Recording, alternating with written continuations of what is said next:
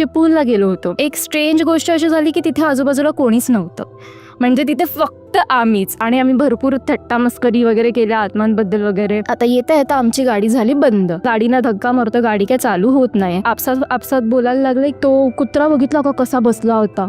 त्यांना गाडी समोर एक भला मोठा काळा कुत्रा बसलेला दिसत होता. तो एक्झॅक्ट आमच्या गाडीसमोर बसला होता. त्याच्यानंतर दीदी बोलते की अरे तो रडण्याचा आवाज ऐकला का तू मध्येच.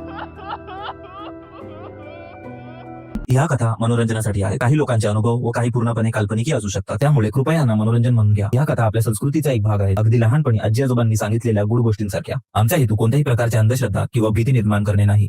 हॅलो मंडळी, माझं नाव रिकी आणि आजचा जो आपण पॉडकास्ट शूट केलाय तो निर्मिती बरोबर केलाय. नमस्कार, मी निर्मिती मांगडे. मी मुंबईचीच आहे आणि माझ्या प्रोफेशनबद्दल बोलायचं झालं तर मी आता सध्या बँकमध्ये काम करते. आणि मग तुला हॉरर वगैरे ह्या सर्व गोष्टींकडची आवड कशी लागली? हॉरर हा असा टॉपिक आहे की आपण जेव्हा पण असं गावाला वगैरे जातो किंवा सगळे असे एकत्र निघतो गप्पा गोष्टींमध्ये, एकदा ना एकदा हा टॉपिक निघतो. आणि लहानपणापासून मला ह्याच्यामध्ये खूप इंटरेस्ट होता. म्हणजे आम्ही कुठेही बाहेर सहलीसाठी गेलो किंवा कुठे गेलो, मी असं 4 लोकांना गोळा करून आपण भूताच्या गोष्टी करूया असं करायचे. तर इंटरेस्ट तर पहिल्यापासून होता. आणि थँक्स टू यू की तू हे चॅनल चालू केलंस आणि त्याच्यामुळे आम्हाला अशा खूप वेगवेगळ्या प्रकारच्या गोष्टी ऐकायला मिळतात. आपण ते भावंडांबरोबर जायचो, गोष्टी चालू करायच्या, मग सगळे घाबरून मग रात्री झोप नाही यायची. आपण आजच्या पहिल्या स्टोरी पासून स्टार्ट करू. तू मला बोलीस तुझ्याकडे गोपाळगडची एक गोष्ट आहे, तर ती काय आहे? गोपाळगड आम्ही पावसाच्याच वेळी म्हणजे ऑगस्टच्याच दरम्यान चिपळूणला गेलो होतो माझ्या आजोळी. तर लकीली त्या वेळेला मोठं असं कोणीच नव्हतं आमच्यासोबत. आम्ही कझन्सच गेलो होतो. तर माझ्यापेक्षा जी 4 वर्ष मोठी जशी बहीण आहे आणि आमचं अजून 2 भावंड, आम्ही असे 4घच गेलो होतो. तर तिकडे गेल्याच्या नंतर असं झालं की आम्हाला एक चान्स भेटला की आमच्यावरती रेस्ट्रिक्शन ठेवणारं कोणी नव्हतं, जे आपल्यापेक्षा मोठे असतात, इथे नका जाऊ तिथे नका जाऊ. मग आम्ही पूर्ण प्लॅन करून गेलेलो की आता भरपूर फिरायचं. आणि निघालो आम्ही गोपाळगडला. म्हणजे तिकडचा माझा एक भाऊ आहे जो गावालाच राहतो. तर त्याने सांगितलं की ही प्लेस चांगली, मला पण जायचं. तो सुद्धा तिथे अजून गेला नव्हता. तर आम्ही तिथे जायचं डिसाईड करतो. 4घं निघालो. 2 भाऊ पुढे बसले, मी आणि माझी बहीण मागे बसली होती. तर निघालो. भरपूर खायला प्यायला सामान घेतलं होतं जसं आपण घेतो. वरती गेलो तिथे गोपाळगडला. तिथे गेल्याच्या नंतर एक स्ट्रेंज गोष्ट अशी झाली की तिथे आजूबाजूला कोणीच नव्हतं. म्हणजे तिथे फक्त आम्हीच. आता पाऊस, थंडी आणि सगळं आम्हीच. तर आम्ही खातोय, पितोय, मजा मस्ती करतोय. भूताचा टॉपिक निघाला ॲज युज्युअल. तर मग असं बोलता बोलता आम्ही बोलायला लागलो, अरे आता इथे कोणी असेल, आपल्याला बघत असेल. आणि आम्ही भरपूर थट्टा मस्करी वगैरे केल्या आत्मांबद्दल वगैरे. आम्ही आपल्याला त्यांच्या नावाने खायला वगैरे टाकलं पाहिजे, अशा भरपूर गोष्टी टाकल्या वगैरे. एवढ्यापर्यंत सगळं ठीक होतं. त्याच्यानंतर आम्ही तिथून निघालो. आम्ही दुपारी 2च्या आसपास तिथून निघालो. आता येता येता आमची गाडी झाली बंद. बंद झाली तर आम्ही लिटरली मुली अशा उतरून 3 जण गाडीना धक्का मारतो, गाडी काय चालू होत नाही. आमच्या बाजूने एक जीप जात होती. त्यांना आम्ही हेल्पसाठी थांबलो की तुम्ही काय हेल्प वगैरे करू शकाल का. ते थांबले आमच्यासाठी. त्यांच्या दोघांमध्ये काहीतरी डिस्कशन झालं. त्याच्यानंतर बोलले आम्ही ते जास्त वेळ थांबू नाही शकत, तुम्हाला हवं तर आम्ही गाडी ह्या घाटाच्या पायथ्याशी सोडतो. तिथे एक मेकॅनिकचं शॉप आहे, तर तुम्हाला तिथून हेल्प मिळू शकते, आम्ही तुम्हाला खाली सोडू. ऑप्शन नव्हता. आम्ही त्यांच्यासोबत खाली गेलो. खाली गेल्याच्या नंतर त्या मेकॅनिक्स लोकांनी जे आम्हाला घाबरवलंय, म्हणजे तुम्ही लोक इथे एकटे आलातच का. आता आम्ही का आलो, म्हणजे आता आम्हाला माहिती असतं तर आम्ही नसतो आलो. आम्हाला काहीच माहिती नव्हतं याच्याबद्दल. तुम्हाला माहित नाहीये का, आता थोड्या दिवसा अगोदरच एक मुलगी तिथे वरती गेलेली, तिने तिथे काहीतरी बघितलं, 3 दिवसामध्ये तिची डेथ झाली. आम्हाला इतकी भीती वाटते तिथे जायला, आम्ही तिथे नाही जाऊ शकत वगैरे वगैरे वगैरे. ते मेकॅनिक आमच्यासोबत वरती यायला रेडीच नाही आहेत. तरी आता मुली आहेत सोबत वगैरे वगैरे म्हणून एक मेकॅनिक म्हणजे काका होते म्हातारे, त्यांनी त्याला रेडी केलं की जा तुम्ही, आपल्याला त्यांची मदत केली पाहिजे म्हणून. तर बाईकने माझा एक दुसरा भाऊ आणि ते दुसरे मेकॅनिक काका वरती गेले. सगळं गाडीचं चेक करून झालं, त्यांना गाडीमध्ये काहीच प्रॉब्लेम दिसला नाही. शेवटी उरला तो म्हणजे बॅटरीचा प्रॉब्लेम, की त्यांचं असं म्हणणं होतं की काहीतरी बॅटरीमध्ये प्रॉब्लेम आहे. मग ते लोक खाली आले बॅटरी घेऊन जायला वरती. आता ते परत वरती जायला रेडी नाहीत. आता संध्याकाळ होत आले, मी वरती जाणार नाही. तर मग एक रिक्षावाल्यांना रेडी केलं की आम्हाला वरती सोडून या. त्यांना पण नव्हतं जायचं. तर त्यांनी बोलले की ठीक आहे मी जातो. आता आम्ही सगळे रिक्षात बसलो, 4घं. ती रिक्षा मोठी असते थोडी गावची, तर आपण 4घे शिफ्ट होऊ शकतो त्याच्यामध्ये. तर थोडी पुढे गेली ती रिक्षा आणि त्या रिक्षामधलं सगळं पेट्रोल अचानक बाहेर खाली पडलं. तर त्यांनी हा संकेत मानला की मला असा देवाचा संकेत आहे की मी वरती जायला नको, मी जाणारच नाही. परत आम्ही तिथे वेड्यासारख्या रस्त्यावर उभे, गाडी आमची वरती, आम्ही खाली, आम्ही करायचं काय? मग त्याच्यानंतर एक रिक्षावाले काका अजून वरती जात होते, त्यांचं काहीतरी काम होतं वरती.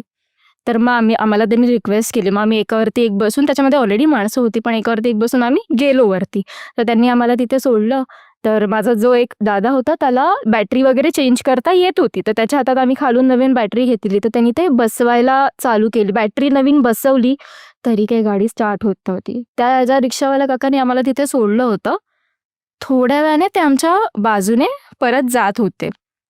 गेले 5 मिनिटांनी ते रिटर्न परत आले आणि आम्हाला बोलले, मी तुम्हाला रिक्वेस्ट करतो, तुम्ही इथे नका थांबू, तुम्ही आमच्यासोबत आता खाली चला. म्हणजे त्यांनी पण थोडी आम्हाला मदत केली पण नव्हती तर बोलतात की आम्ही इकडचे लोकल आहे तर आमचं थोडं आहे आणि तुम्ही आता चला, गाडी सोडा, गाडी झालं तर आपलं गाडीचं काही झालं तरी आपल्याला काही फरक नाही पडणार, तुम्ही महत्वाचे आहात.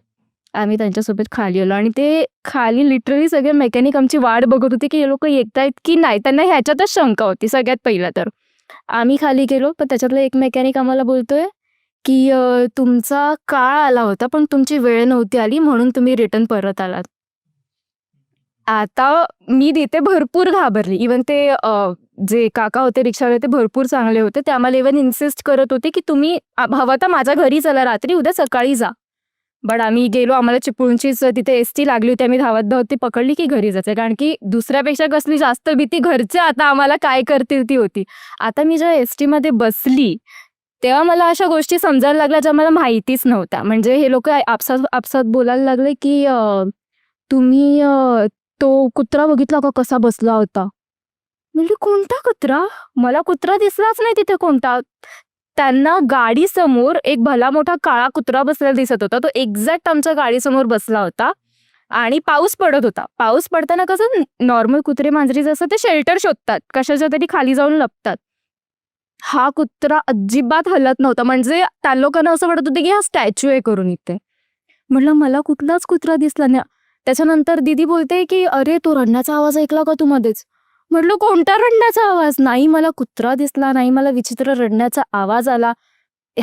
हे सगळं ह्यांच्यासोबत होतं आणि इव्हन ते लोक दाखवतात मला की तो कशा पोझिशन मध्ये बसलेला, एवढा कुत्रा वगैरे होता मोठा. मग माझी तिकडे भरपूर घाबरली, म्हणजे कारण की मग मला नाही दिसलं, मग त्यांना समजलं की तो कुत्रा नव्हता कारण की हिला दिसायला पाहिजे होतं ते. मग घरी गेलो मग आजीला शेवटी आम्ही सांगितलं की आम्ही घाबरलो होतो की ठीक आहे जे झालं ते झालं, पण तिथून काय आमच्या सोबत वगैरे आलं असेल तर मोठ्यांना सांगितलं पाहिजे. खूप शिव्या ऐकल्या, सगळं झालं. मग आजी अशी म्हणाली की तो तिकडचा राखणदार वगैरे असं काहीतरी होता, म्हणजे तुमच्याकडून तिथे काही ना काहीतरी चूक झाली असेल आणि त्याचा राग आला असेल आणि म्हणून तो तिथे थांबला. आणि ही पहिली गोष्ट नाही जी तुमच्यासोबत झाली, अगोदर पण तिथे कसा प्रकार झालेला, एक लग्नाची वरात निघाली होती तर त्यांना ते लोक तिथे काहीतरी मान वगैरे देतात, तर तो त्यांनी दिला नव्हता. म्हणजे नारळ आणि प्रत्येक गावाला त्यांचं काहीतरी असतं, तर त्यांनी तो दिला नव्हता. तर त्यांच्या बसच्या समोर खूप मोठा रेडा येऊन थांबला होता. मग जेव्हा त्यांनी 1 तास तो तिथेच कंटिन्यू उभा होता, तो तिथून हलत नव्हता, काही नव्हतं, त्याला भरपूर हकलण्याचा प्रयत्न केला. मग जेव्हा त्याला त्याचा मान दिला, नारळ वगैरे सगळं दिलं, त्याची क्षमा मागितली की आमच्याकडून काही चूक झाली असेल तर आम्हाला माफ कर, त्याच्यानंतर तो स्वतःहून साईडला झाला. मग आजीने तेच आम्हाला सांगितलं की तुम्ही असं कुठेही जात जाऊ नका जिथे तुम्हाला ज्या जागेबद्दल तुम्हाला माहित नाहीये. सगळ्यात बोलले आणि हे खरंच आहे, नाही जायला पाहिजे. मला एक गोष्ट विचारायची आहे तुला. तू असं बोललं की तुम्ही एकदा त्या मैत्रिणीकडे स्लीप ओव्हर साठी गेलात आणि तिकडे तुमच्यावर काहीतरी घडलं होतं. हो, हा पण एक असा प्रसंग आहे जो मी कधीच विसरू शकत नाही. तर आम्ही 4घी मैत्रिणी एका मैत्रिणीच्या घरी गेलो होतो झोपायला त्यातल्या. तर आम्ही 2घी जणी बेडवरती झोपलो होतो, 2घी जणी खाली झोपल्या होत्या. तर ज्या खाली झोपल्या होत्या त्या गाढ झोपून गेल्या, म्हणजे 2-3च्या आसपासच्या गोष्टी आहेत, त्या पूर्ण गाढ झोपून गेल्या आणि आम्ही 2घी ज्या वरती होतो त्या जाग्या होतो, बोलत होतो. मला अचानक छुम असा रात्री आवाज आला.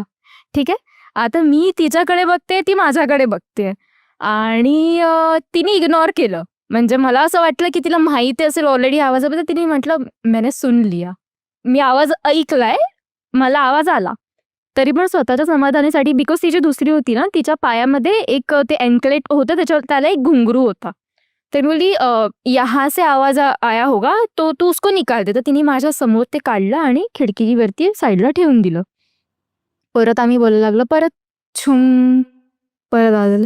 आत्ता हा आवाज कुठून येतोय? त्याच्यानंतर तो कंटिन्यू चालू झाला, छुम छुम छुम. आणि तो आवाज तिची जी गॅलरी आहे म्हणजे खिडकीला लागून जी रूमला लागून जी गॅलरी होती तिथून येत होता. आणि तो आवाज पूर्णपणे छुम छुम छुम छुम असा इथे जातोय, छुम छुम छुम. घुंगरांचा नाही, पैजाणांचा आवाज येत होता असा. आणि आपल्याला आवाजाची दिशा कळते. आपली आई वगैरे जरी पैजण घालून आली तर आपल्याला समजतं किती येते करून. तर तसा पूर्ण एकदा या साईडला जातो, एकदा या साईडला जातो. छोटीशी स्पेस होती त्या गॅलरीची, इथून असा क्लिअरली आवाज येतोय. त्या दोघी खाली झोपलेला, त्यांना आम्ही उठवलं, त्या उठल्या. त्यांना पण आधी विश्वास होत नाही की तुम लोग झूठ बोल रहे हो करके. त्यांनी ऐकला छुम छुम छुम छुम. आज लिटरली ते लोक खालून वरती उडी मारून बेडवरती आला. तर आम्ही चौघी कोपऱ्यामध्ये एकमेकींना मिठी मारून बसलेलो आहे असे. आणि ह्याच्यातली जी एक आमची मैत्रीण होती ती कंटिन्यू त्या खिडकीकडे बघून, जिथून जी गॅलरीला लागलेली होती तिथे अशीच, म्हणजे ती डोळे सुद्धा मिचकवत नाहीये आणि ती काही बोलत पण नाही. आम्ही तिला हलवतोय गदा तरी ती डोळे मिचकवत नाही आणि तिच्या डोळ्यातून फक्त पाणी येत आहे.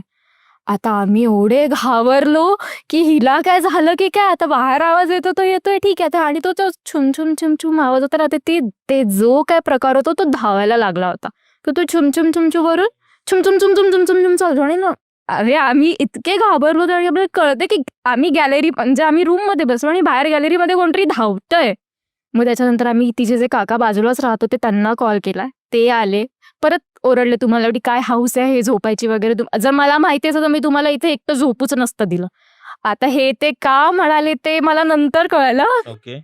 तर आम्ही तुम्हाला इथे झोपूच दिलं नसतं. मग आम्ही सगळेजण खाली वगैरे आलो. ठीक आहे, ती जी घाबरली होती ती फक्त घाबरली होती. दुसऱ्या दिवशी तिला ताप आला. ते घाबरल्यावरती ॲज युजल होतं की ताप येतो लगेच.